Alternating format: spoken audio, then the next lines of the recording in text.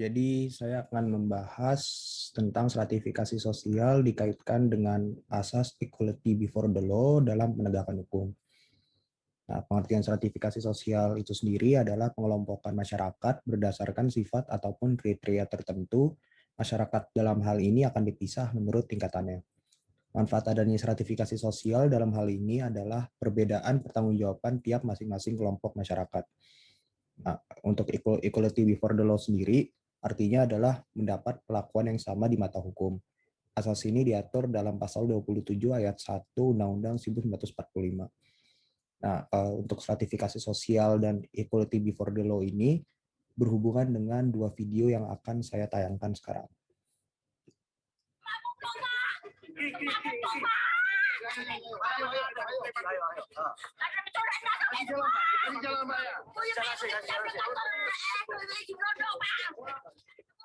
Teriakan histeris nenek Asyani setelah mengikuti sidang vonis kasus dugaan pencurian 7 batang kayu jati tak terbendung lagi. Jangan pergi kencang.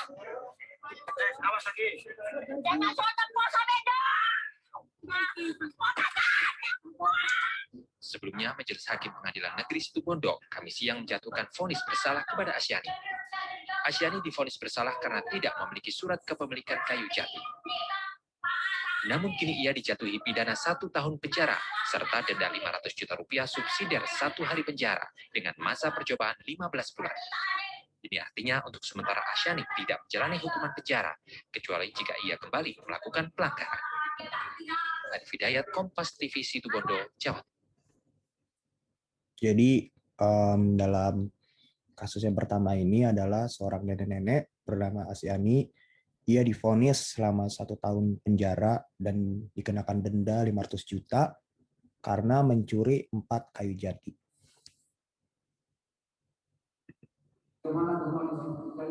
Majelis Hakim yang diketuai Fitri Zalianto memvonis bebas 3 orang terdakwa dugaan korupsi pengendali banjir Sungai Air Bengkulu tahun 2019 yang disidangkan di Pengadilan Negeri Tindak Pidana Korupsi Bengkulu Rabu siang. Dalam amar putusan Majelis Hakim, dakwaan primer dan subsidiar jaksa penuntut umum terhadap ketiga terdakwa dinilai tidak terbukti. Hakim lalu memerintahkan jaksa penuntut umum untuk membebaskan ketiganya dari rutan Bengkulu.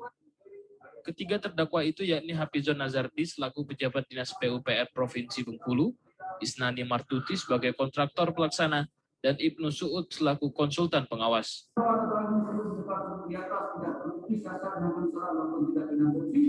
Sebagaimana dalam surat dakwaan primer dan surat dakwaan subsidiar jaksa umum. Dua, membebaskan dalam itu dari surat dakwaan primer dan surat dakwaan subsidiar jaksa umum. Atas putusan bebas Majelis Hakim, jaksa penuntut umum. Untuk kasus yang kedua ini adalah kasus 3 terdakwa kasus korupsi proyek 96,9 M yang diberi putusan vonis bebas oleh Majelis Hakim. Hal ini cukup menarik dan cukup aneh karena jaksa penuntut umum tidak mungkin melakukan dakwaan terhadap terdakwa tanpa bukti yang cukup dan juga tanpa melalui pikiran bahwa terdakwa yang ia dakwakan ini akan bebas pada akhirnya. Nah, dalam kedua kasus ini kita melihat bahwa pentingnya manfaat adanya stratifikasi sosial dalam asas equality before the law. Penegak hukum harus mengerti bahwa yang dimaksud kesetaraan di mata hukum adalah kesetaraan berdasarkan stratifikasi sosial. Kelompok masyarakat yang memiliki privilege tinggi tidak perlu lagi diberi keistimewaan dan kelompok masyarakat menengah ke bawah lah yang seharusnya mendapatkan keistimewaan dalam proses penegakan hukum. Karena secara logika, pemberian jika kedua kelompok sama-sama diberi keistimewaan, maka tidak akan tercipta equality before the law, karena kelompok privilege tinggi akan selalu berada di atas kelompok yang menengah rendah. Hal ini menyebabkan adanya pandangan hukum, tumpul ke atas namun tajam ke bawah.